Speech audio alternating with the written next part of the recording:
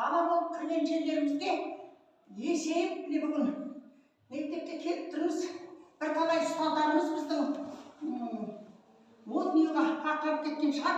Жатқан жерлері жайлы болсын, енді оның бәрі санап жатқанымыз жоқ.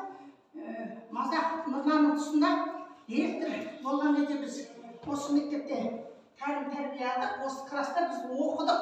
Бұл класста мен бірінші, кейінгі мына жерде мені үнемі не балалармен отырғызатын. Бұл жерде орны жоқтан ғой. Сөйлейтін балаларменен, әрқайсымыз мысалы мен математикадан онша болмадым, тіл шебері болдым. Бірімізді әлі көшірді кездері болатын, мен оны жатырмаймын. Енді осы жерде отырдым.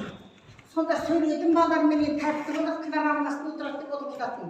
Онымен бір өзімізде сөйлеп кетеміз ғой. Сонда 10-шы класс, 9-шы класстарда осы жерде отырдым. Одан кейін мұғалімнің столы ортада болатын. Осы жерде отырдым. Мына жақта да Жұмаш, Коля, ұзақ көргенде олар ашақ отыратын, осы жерде отырдым. Мен өте қуаныштымын. Бүгін осы Қырған орта мектебіне келіп, бұл мектептің орысша, қазақша бөлінді класстар, бірақ өте тәртіпті болды. Құйған теңізде міне тоқтайтын, қатыр тоқтайтын порт қала болды.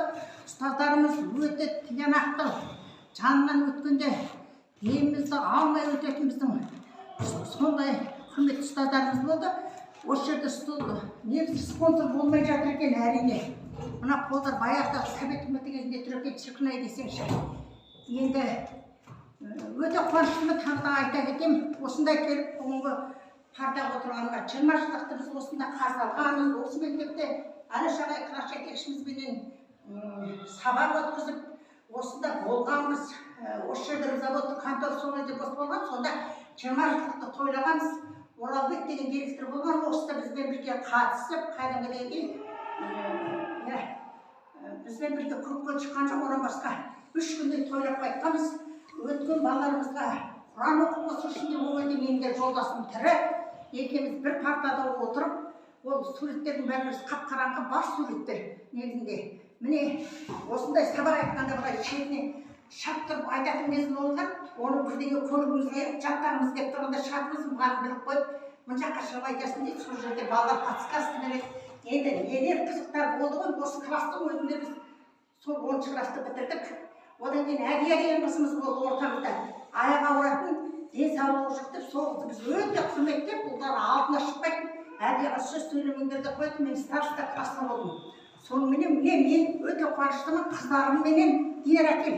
Қыздарымменен өзімнің Әрмирамменен, Динарамменен үйге қайдасың. Бүгін менің бітірген мектеп екен. Екі немеремменен келіп батырған жүрген ғой.